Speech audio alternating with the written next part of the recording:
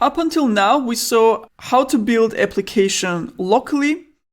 We have built jar file from a Java application. We have built Docker images, and we have pushed Docker images and jar files as well to Nexus repository. Now, usually, if you're a developer or even a DevOps engineer, you don't do all of this on your machine. You don't do this locally. You develop the application on your machine. You check your code changes in the remote repository, in the Git remote, and you want the application to be tested and Docker image artifact to be built based on your tested application version. Now, imagine if developers had to do all of this, like run the test and build the artifact and push to Nexus locally on their machine. First of all, you're developing and you have some changes in your branch, which you're working in. Now the time comes to create a new artifact, so to say, from your application, a new release. And you have to stash all your changes in your code and move to master branch because that's where you build the application from. And you have to update your local master branch state by doing git pull from remote. You have to make sure you're logged into the correct Docker repository. If you are going to build a Docker image from your application, so if it's a Nexus repository, you will have to log into Docker repository on Nexus.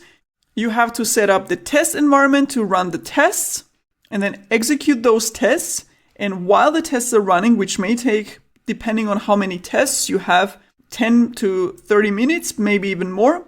So while this is happening, you probably cannot code. So you're just blocked and waiting. And after that, you would build a Docker image and then push that to a repository. So if one of the developers in the team had to do this every time you decide to release a new version, then there should be always one person willing to do this, to stop what they're doing currently and then prepare all the environment and do all of this. So this can actually slow down the team and interfere with the normal workflow.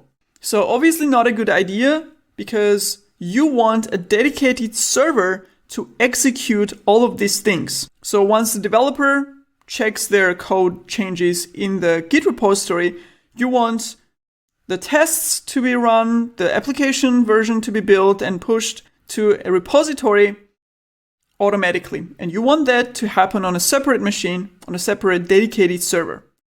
And the test environment will be prepared there to run the tests, and Docker credentials should be configured, and all the tools must be installed to execute commands. So you should have Docker installed there. If you need npm or Gradle commands to build the application before you build the Docker image, those tools need to be installed there, and so on. And also, you don't want to SSH into this server and execute these commands manually. You want it to happen automatically when you push your new changes, new stuff to master branch. And that process of automatically triggering a workflow that tests your newly checked in code, builds an application artifact, a jar file maybe, or a Docker image, and then pushes that to a repository and maybe even deploys that new version to a development server, that process is called build automation. And there are special tools that do this build automation. One of the many build automation tools is Jenkins. It is a software that you deploy, that you install on a dedicated server. It has a UI where you can configure all of those things that I mentioned. So you install all the tools that you need. You install npm, Gradle, Docker, whatever you need to execute those tasks, those steps, to run the test, build the image, etc.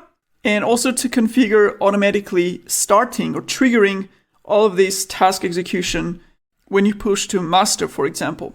So what can you do with Jenkins and how does it work?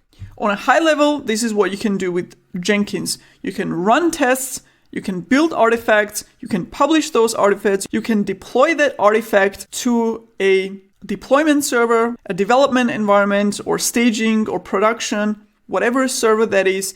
You can also send notification to team that all these steps got executed and whether it was successful or not, whether the tests failed or they ran successfully, and so on. And you can do many more things with Jenkins. So it is a powerful tool to help you manage this build automation process. And you can build very advanced workflows in Jenkins. And as you would imagine, Jenkins is its own software, but it needs to integrate with many other tools like Docker, like different build tools, Nexus repository, maybe other different repositories, as well as deployment servers, right? Because Jenkins is kind of a middleman that is managing and handling your code changes to be tested and built and then deployed on some server, right? So it needs integration with all those tools involved in this whole process. And because of this, Jenkins has a lot of plugins in order to make it easy to integrate with all of these technologies. For example, if you have an application hosted on a GitLab repository and your application is a Java Gradle project and you want to build Docker images out of it that will be pushed to Nexus Docker repository and then be deployed to, let's say, AWS EC2 instance, then you can configure plugins in Jenkins for each of those tools to help you execute each of those steps automatically on Jenkins. So you would have integration with GitLab, with Docker, with Nexus, with Gradle, as well as AWS EC2 to then deploy the Docker image on EC2 instance. So what do you need to configure on Jenkins to make all of this possible? First of all, when you run tests, you execute a test command of a package manager tool or build tool like npm test or Gradle test or Maven test. So you need these tools to be available in Jenkins. Also, when you run tests, you need test environments. You need a test database, for example. So that's another thing that you may need to configure in your build automation process, that when the tests or before the tests run, you actually start a database application, maybe as a Docker container that the tests can actually run against.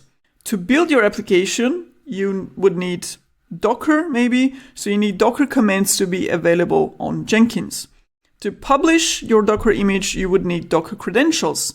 So you need a way to store credentials on Jenkins, some sensitive data, username and passwords for authenticating to Nexus, for example, or some other Docker repository, as well as deployment server.